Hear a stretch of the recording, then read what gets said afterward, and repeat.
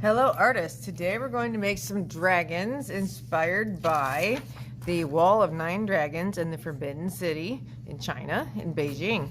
And I've got a couple handouts to give you different positions for the dragon's body.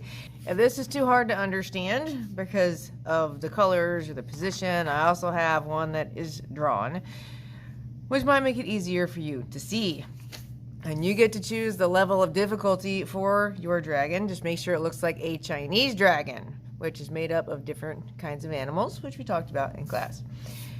So on your page, you don't want it to be small. You want one really large dragon. Before we get going, we're putting your name in the corner and flipping it over. This way, if we have any tragedies, we can use the back side. We're using the good watercolor paper, which means we are not going to start over on a new sheet at all. So first of all, figure out, is your dragon going to look right, look left, or look straight at you?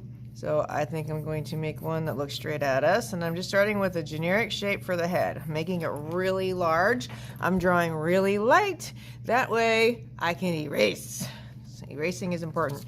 As for the body, don't get scared by how many curves this has. You can always simplify it and make it so it's a gentle S curve on your page. I'm trying to swing wide.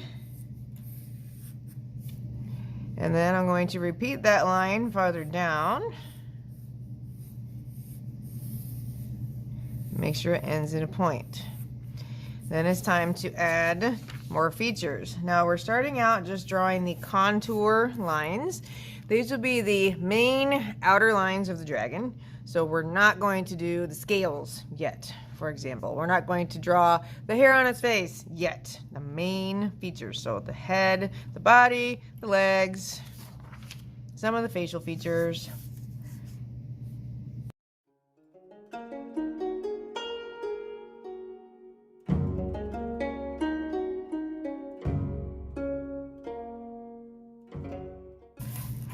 Once you have your main features figured out, go in and erase the lines that you don't need, where things are overlapping, to show what's on the front, what's in the back. And then you can add a little bit more detail. The eyes are meant to be really large and buggy.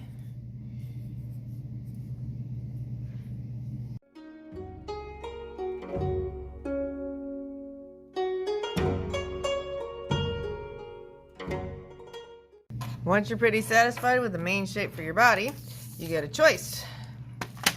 You get to decide if you are tracing your dragon with oil pastels or if you're tracing your dragon with crayons. If you are choosing crayons, it cannot say washable on them. So look for the little bubbles or a label that says washable. Can't use those because the next step will involve watercolor paints. So I'm going to pick one main color to use for my body. Now that my body's traced, I can go in and add more color. Like fill in my eyes. You're not coloring everything in. Just one more time. The next stage is going to be watercolor.